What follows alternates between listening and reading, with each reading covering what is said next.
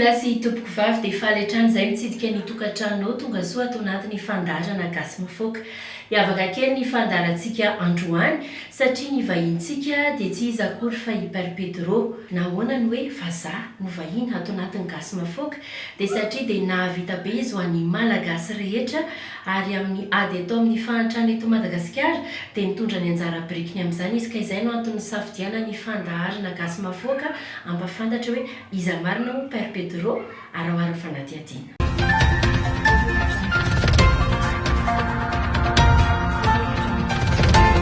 Izy no Père Pedro tsy misy tsy mahafantatra azy na eto Madagasikara na any ivelany. Teraka ny 20 Jona 1827 tany Saint-Martin i Pedro, zanaky Maria Marolte sy Louis Opeka izay teratany Slovenia. 9 mianadahy izy no mpiray-tam-po ka 9 vavy ary 2 lahy. Pedro Pablo Opeka no tena anarany. Zao ny anarana feno dia Pedro Pablo Opeka.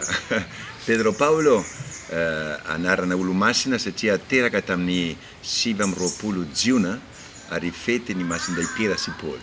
Ka Pedro Pablo satria teraka tany Argentina ao dia zay dia anarana Argentin no itondrana. Opeka dia nom de famille avy ray aman-dreniko avy amin'ny Slovenia. Papako sy mamako avy amin'ny Slovenia satria tamin'ny fanenjehana ny fivavahana tamin'ny aorinany ady lehibe faharoa dia voatery nandao ny tanindrazana ny ray aman-dreniko noho ny fanenjehana ny finoana le communiste nanenjika ny fivavahana teo dia ny findramona tany Argentine ray aman-dreniko. Lehibe tany Argentine ny Père Pedro, tia baolina no sady manao baolina raha teo izy. Toy ny ankizy tanora rehetra dia nianatra tany amin'ny sekoly fanabeazana fototra, nandalo ny kolejy sy ny lycée i Pedro.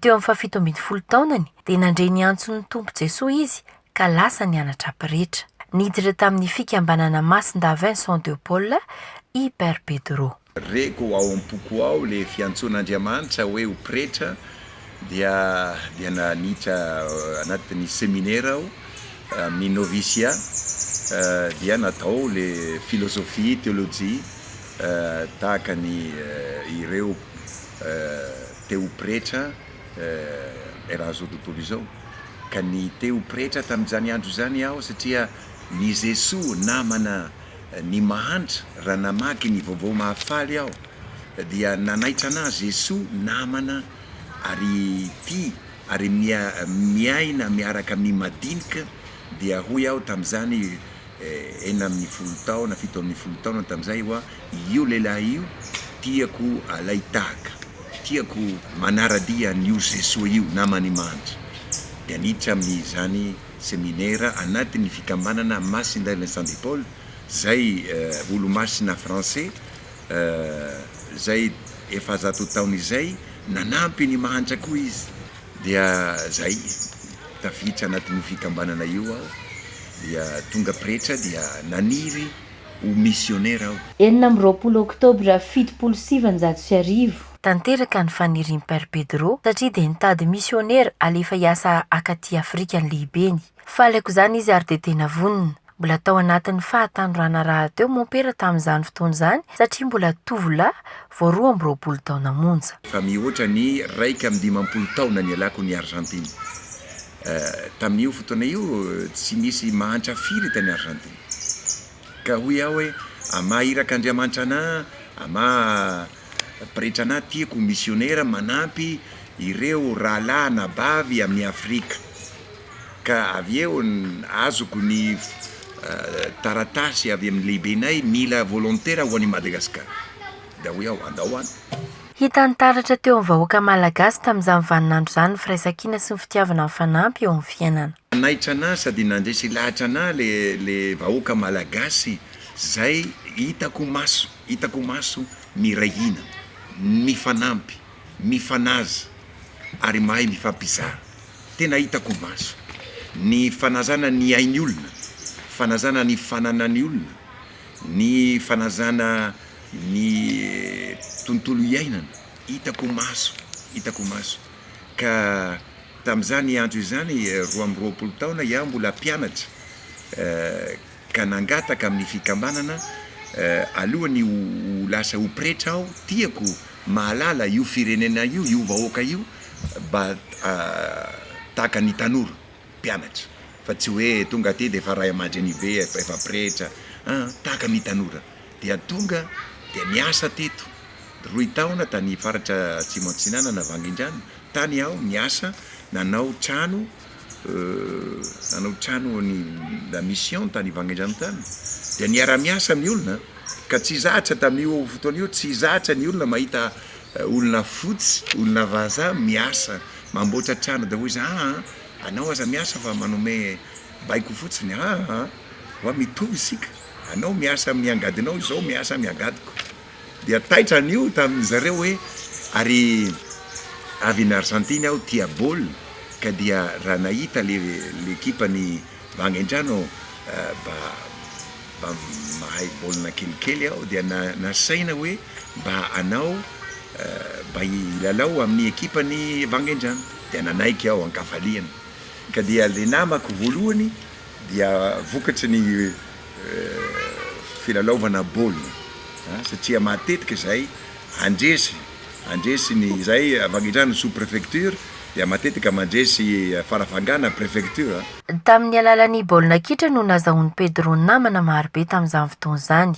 maraha teo moa mpijery baolina nanoana azy ireo tamin'ny taona 1977 dia nanokana fotoana izy nianarana ny teny malagasy naharitra 3 volana teo izany tany Ambositra avy eo dia ny ankizy no mampianatra azy sady manitsy izay diso azo lazaina fa mahafehy tsara ny fiteny malagasy i Père Pedro na dia tsy tenin-drazany aza izany voalohany indrindra miaraka amin'ny ankizy ny mpampianatra voalohany anahy amin'ny teny malagasy satria ny ankizy raha diso ny teninao dia tsy toy izao tokony tenenanao zany dia ny ankizy tsy vizaka mampianatra anao dia avy eo mba tany Ambositra nataoko fianarana 3 volana tamin'ny 1976 tsapako tsy mantsy miteny ny olona anao satria raha iaho tsy haiko ny manazava tenin'Andriamanitra amin'ny teny français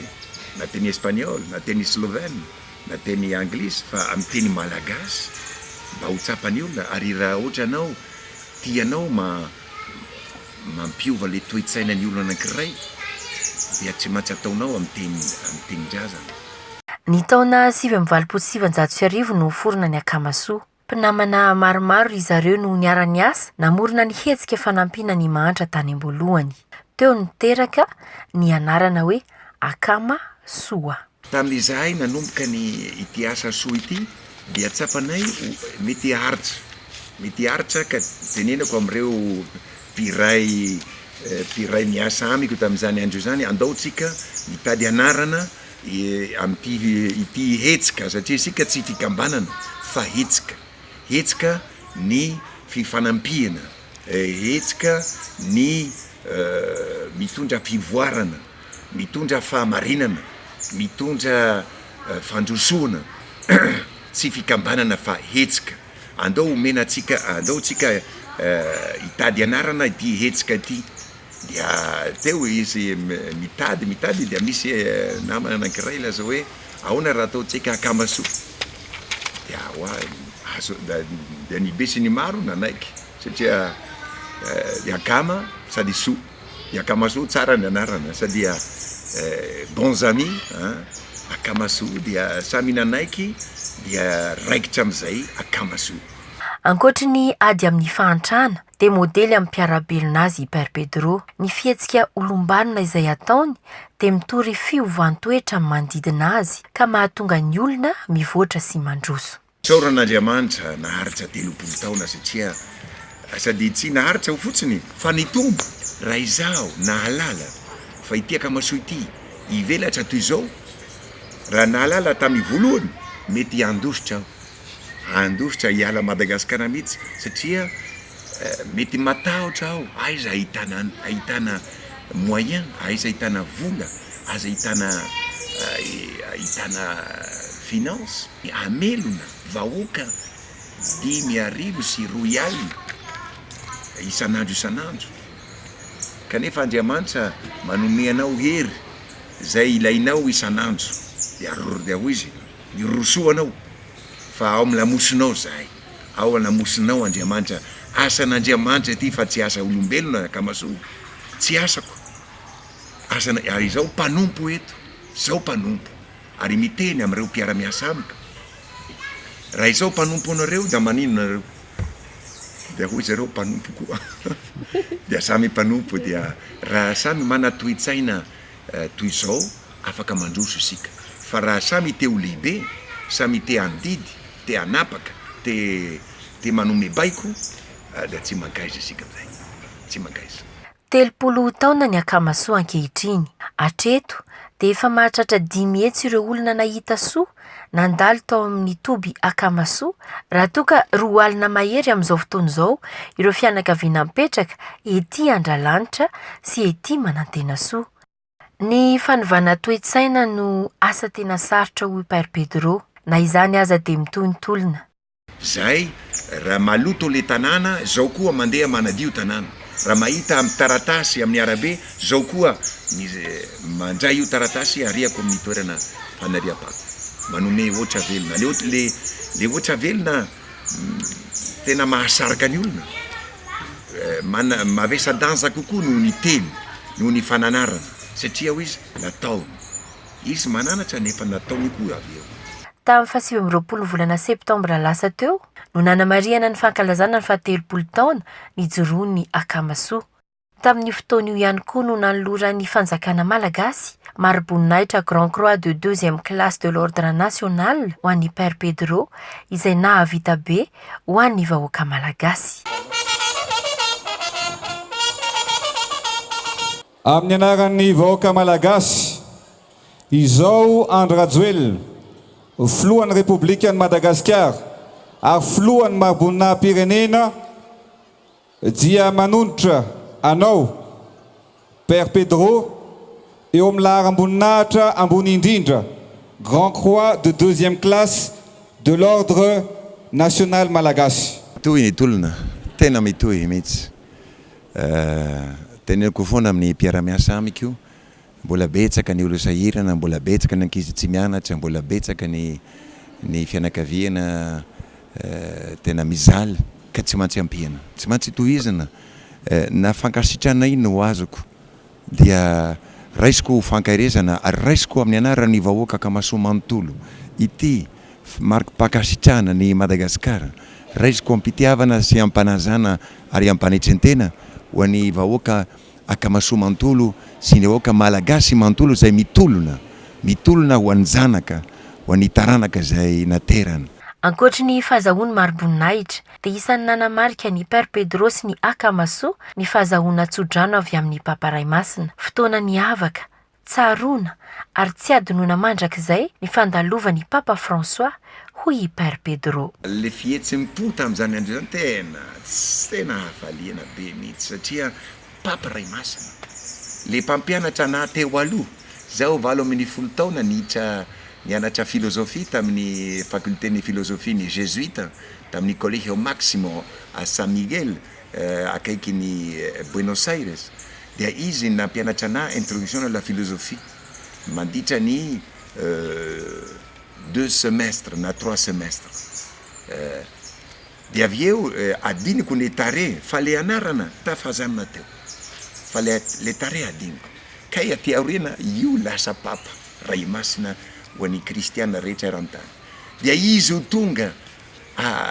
hamangy anao amin'io toerana zay le io Manantena soa io Andrialanitra io tamiandro taloha afo be teto afo be herisetra teny ratsy fialonana fahafatesana fizaliana isan-karazana ka dia ny Papa Raimasina tonga eto dia miara mandeha aminao amin'io arabe io anitsakitsaka io tany io be fizaliana io courage be zany dia izy koa avy eo ny teny hoe andao miaraka amina ambony Papa mobile tsy nampoiziko koa io tsy nampoiziko iaho tokony hipetraka soamantsara teo tsy afaka hipetraka fa dia nitsangana miaraka aminazy iaraba ny olona eo amoron-dalana hafaliana ireo olo ireo, hafaliana tsy ho adiniko noviana zany hafaliana ny olona.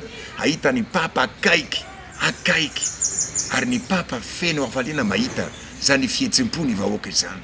Vahoaka taloha mandady resy zao tsangana feno hafaliana mitovy any olona rehetra, hafaliana de tsapa ny papa io ty hafaliana io. Dia hoy papa tamina ambony ny papa mobile, zereo Pedro izy satria tianany ao, Pedro hoy zereo hafaliana ty vahoaka ity, faly be o izy, zereo le tanora, zereo le ankizy. Izy ny teny aminay zany, hitako dia hafaliana be zany tsy ho adino zany. Ary avy eo raha natao amin'ny papa mobile zay na le fandraisany ny ankizy azy, hafaliana ny ankizy teo. Ankizy atoa tsy nanana taolana mihitsy, akoho an'izay le nandihy teo. Avy eo hafaliana teo. Avy eo le mpiasa kamasoa, mpiasa vato, mpamaky vato, ao daholo dia nahazo tsodrano amin'ny papa. Ary le ramatoa seheno reny mpianakaviana zanaka fito, le vady efa maty tonga teto Kamasoa. Dia tena ankasahihana, nanana finiavana sy fitiavana lehibe io madama io, ny teny papa no anarany mpiasa rehetra. Quelle fierté, tena misy reare ao. Fa rearea madio fo, madio saina, madio fanahy zay. Dia ny papa mitsodrano reo. Dia avy eo mbola itoy zay hatrany farany io amin'ny papa mobile, natao 1 km 800 mètres amin'io papa mobile. Ary teo nizana ny papa mobile, le nizanona teo amin'ny Makoliny teo, dia teo izao nandoa alika dia nangataka tsodrano ny papa. Dia hoy ao, Saint-Père, ray masina, teto nanomboka, teto iaho tonga, eto nanomboka le tam'izao telopolo taona zay, teto na tonga. Ary teto isika koa isaraka, eto izao mandoa alika mangataka tsodrano.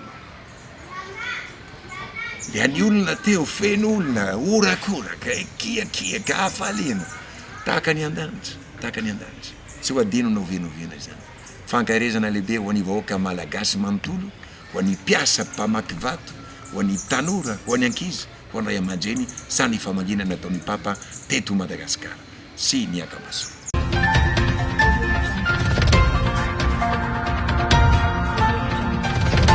Ka dia maherezanao ry rahalahy sy anabavisana, isika ihany no ampisondrotra mampandroso Madagasikara fa tsy izy anareo ao an-toerana misy anao, amin'ny fianakavianao, amin'ny fianakaviana manomboka ny fandrosoana rehetra.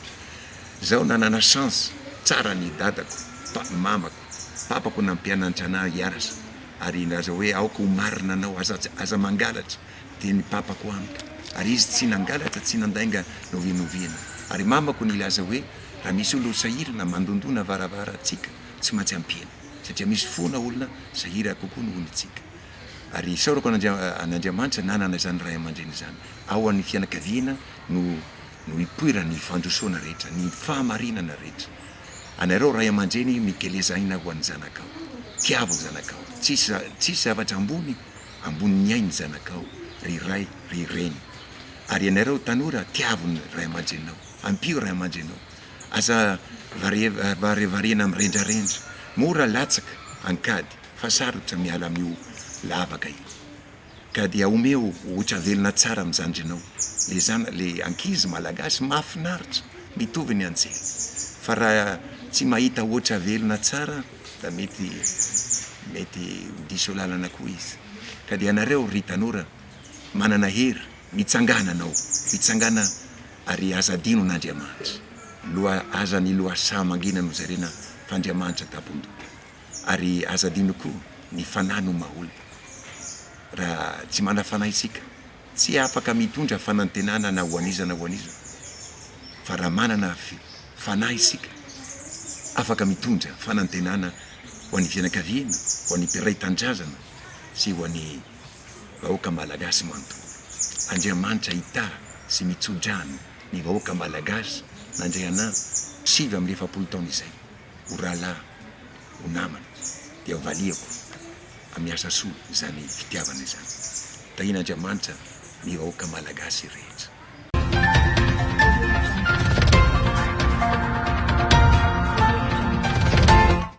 ankoatra ny fiarahantsika androany ny lesona azo noraisina dia izao raha te ho tafita ianao amin'ny fiainana tianao hivelatra ihany koa ny mombamombanao dia miainga amin'ny tenanao aloha izany fa aza miandry ny hafa miainga ao aminao ny fahazotoana sy ny fitiavana ary ny finiavana te handroso rehefa mandroso ny tokantrano velatra eo fiarahamonina dia mandroso azy ity firenena mamintsika ity dia izay ihany koa namarina fiarahantsika androany mametraka ny veloma finaritra ho amin'ny heriny no toy izao indray tompoko lahy sy tompoko vavy.